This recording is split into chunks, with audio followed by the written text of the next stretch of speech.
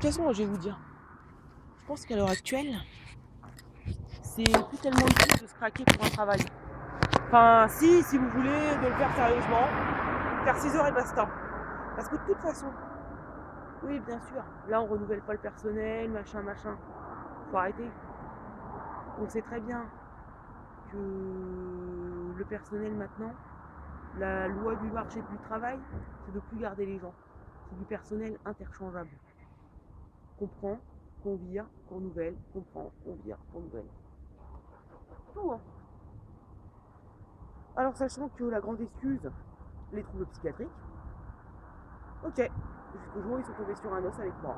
J'ai dit bah oui. J'ai effectivement les troubles psy, d'ailleurs j'ai même le prouvé.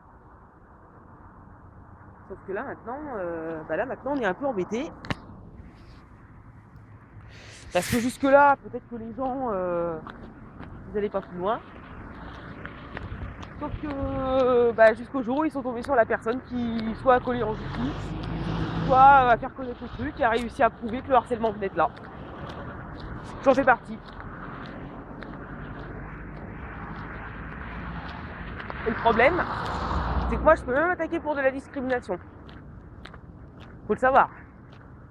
Donc là, ça veut dire que je peux coller 9 ou 10 employeurs au prud'homme. Comme ça. Alors évidemment, comme ça s'est passé il y a un moment, on va dire que j'ai mis beaucoup d'hommes quoi. Après bon, bien sûr. A priori, il s'est rien passé de plus.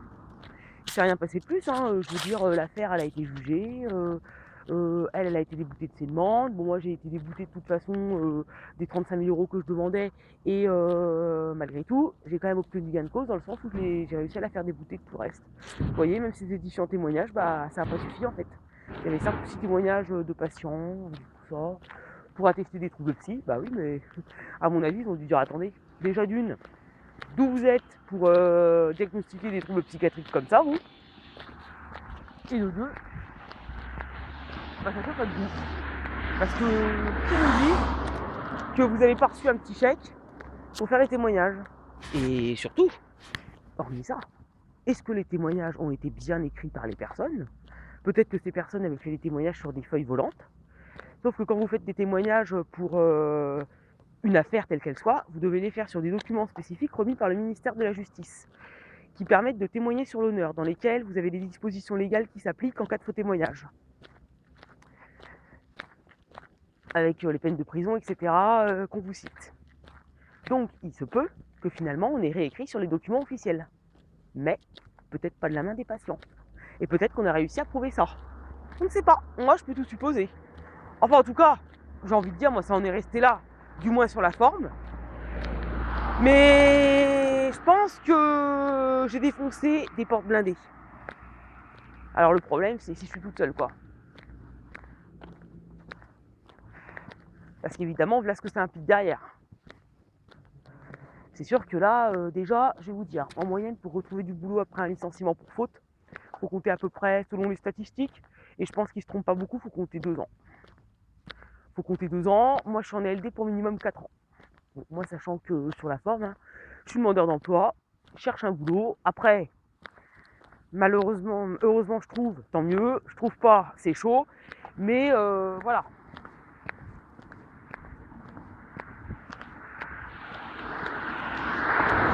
Et j'ai envie de dire, finalement, alors bien sûr, l'arrêt maladie me dispenserait de recherche d'emploi. Ouais, mais enfin, voilà ce que je toucherais par mois aussi. Pas beaucoup, hein. Pas beaucoup. Étant déjà indemnisé par Pôle emploi, ça veut dire que c'est un pourcentage de ce que vous touchiez déjà en étant au chômage, ce qui était déjà un pourcentage de ce que vous touchiez quand vous travailliez, qui n'était pas non plus des milliers et des cents. Là, moi je sais que j'ai été en arrêt maladie l'année dernière, c'était pas beaucoup, hein, c'était 600 € par mois. Parce qu'en plus, quand c'est au-delà de 15 jours, vous n'êtes plus indemnisé par les ACVIC. Donc, c'est-à-dire que si l'arrêt maladie c'est une semaine, tant que c'est pas supérieur à 15 jours, vous pouvez toucher un éventuel complément du Pôle emploi. Dès que ça excède 15 jours, vous n'êtes plus inscrit. Ça veut dire que vous pouvez inscrire. Donc moi, quelque part, j'ai tout intérêt à rester chez Pôle emploi, à rester au chômage. Comme ça, on voit. On voit. disons quoi, des propositions d'employeurs, j'en ai, je réponds.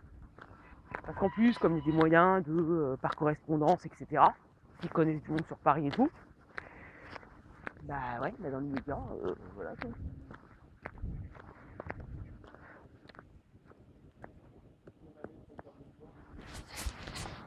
Je tiens toujours bien ma cigarette parce que j'ai toujours l'angoisse en fait que ça crame. Là j'ai cette phobie là en fait. J'ai toujours peur de déclencher un incendie, un truc comme ça, donc du coup, c'est pour ça des fois je redescends plusieurs fois vérifier si j'ai bien éteint mes mégots pour être sûr qu'il n'y ait pas de cendres, de papier qui reste allumé, etc. Et moi j'ai envie de dire,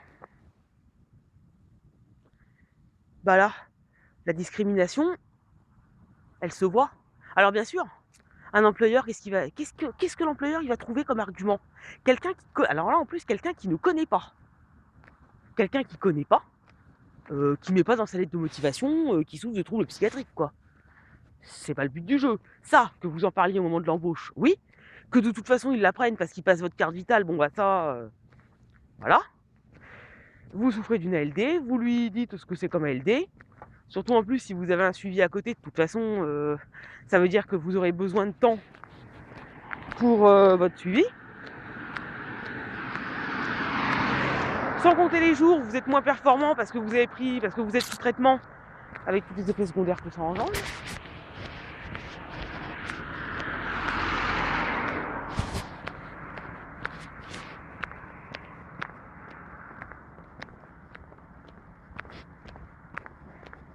En plus, moi pour couronner le tout, j'habite en Picardie, donc même avec le transport en commun loin de Paris, pas véhiculé, puisque je conduis plus, j'ai pas de véhicule.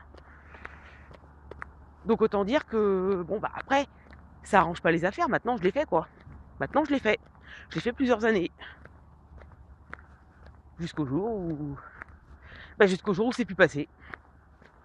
C'est-à-dire que chaque fois j'ai eu plus de difficultés pour retrouver, mais je retrouvais. Jusqu'au jour où c'est plus passé. Voilà, hein, c'est tout. Hein. Mais moi, c'est sûr que pour ceux qui vont arriver là sur le marché du travail, qui sortent d'études, qui y croient quoi. Je sais que c'est un peu rabat-joie ce que je vais leur dire, mais ne misez plus tout sur votre activité professionnelle. C'est-à-dire que ayez plusieurs cordes à votre arc, surtout. Vous avez un travail, tant mieux pour vous. Vous restez, tant mieux pour vous aussi. Ça se passe bien avec les employeurs, encore mieux. Maintenant, j'ai envie de dire, qui que vous soyez, mais malade ou pas malade, hein, parce que bon, moi ma maladie elle concerne 1% de la population, donc c'est très peu. Sachez vous renouveler. À la limite, si vous avez la chance d'être comme moi aux acédiques un certain temps, vous cherchez vous cherchez du travail, bien sûr, ça il faut, mais vous trouvez pas. Mais pendant ce temps-là, vous touchez quand même un revenu. Profitez-en. Je sais pas moi, vous avez bien, même si c'est pas une passion, enfin un truc de dingue, vous avez bien des trucs que vous aimez faire dans la vie, quoi. Mais même pas forcément des grandes choses, même si c'est pas des grandes œuvres caritatives, etc. Ça peut être, j'en sais rien moi, ça peut être lire des livres, lire des revues, des trucs comme ça. Bon vous voyez, moi, là c'est vrai que j'ai plus de vélo en ce moment, mais là il fait beau et tout, j'en profite pour aller faire un tour. Même, hein, c'est des trucs comme ça, ou alors, je sais pas moi, c'est un truc qu'on aime bien faire. Si c'est faire les boutiques que vous aimez bien faire, qu'est-ce que ça peut faire? Tant que ça vous greffe pas tout le budget. Non, mais parce que le problème il est, c'est qu'on va vous dire quoi? On va vous dire oui, mais intéressez-vous à des causes profondes, multipliez les interventions bénévoles dans des associations, partez faire de l'humanitaire. Oui, mais tout le monde n'est pas fait pour ça. C'est ça qu'il faut penser aussi. Je veux dire, il faut avoir la force de le faire, et puis il faut aimer ça, et puis il faut être disponible, faut pas avoir de vie de famille à gérer. Enfin, je veux dire, tous ces paramètres-là, c'est quand même à prendre en compte. Ça, je comprends pas pourquoi. pourquoi finalement les gens ils se mettent des trucs comme ça. Attendez, je vais juste faire une petite photo là, parce que le ciel il est vraiment magnifique.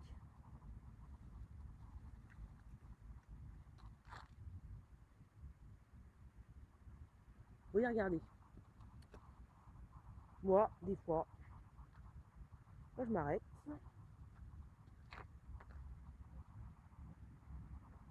Et hop, un petit cliché comme ça en passant.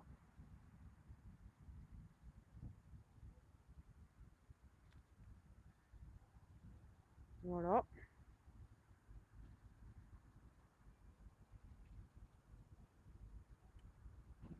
Hop. Pourtant, c'est pas que j'ai une capacité à me réinventer. Oui, on va me dire Madonna, machin. Oui, bah Madonna, elle a peut-être les moyens de se payer des conseillers qui vont lui dire faites ci, faites ça, faites l'autre. Moi, je suis pas elle. Vous voyez, hop.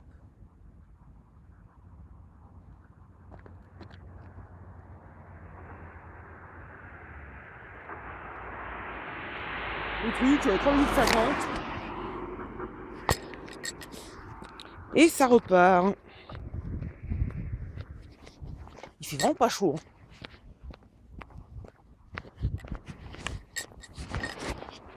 Et c'est là en fait qu'on sait. Moi, je vois.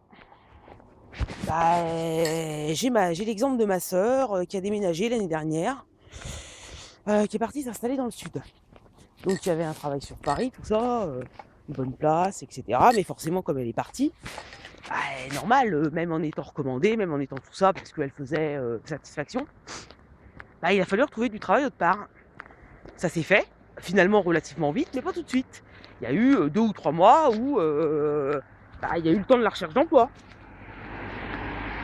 C'était l'angoisse. Pourtant, elle a 4 ans de moins que moi. Bah, c'était l'angoisse. Elle pouvait pas rester à la maison, elle pouvait pas rester comme ça, en ayant des revenus supérieurs aux miens et en ayant quelqu'un qui gagne sa vie à côté, quoi. Donc, en plus, c'était même pas financièrement que ça posait problème. Non, c'était encore plus traître. C'est que, bah, finalement, qu'est-ce qu'on a en dehors du travail? En dehors de l'école, en dehors du travail, en dehors d'une obligation, qu'est-ce qu'on a à côté? Même si on multiplie les sorties, même si on multiplie les soirées, etc. Mais oui, mais c'est pareil, vous déménagez. Les gens, vous les connaissez pas au début. Donc, il y a tout un temps d'intégration. Et vous n'êtes pas forcément adopté du jour au lendemain. Surtout quand vous arrivez dans une nouvelle région. Et oui, et c'est là qu'on voit. Bah finalement, qui a la capacité de voir au-delà. Et pourtant, moi je vous dis ça, en étant malade quoi.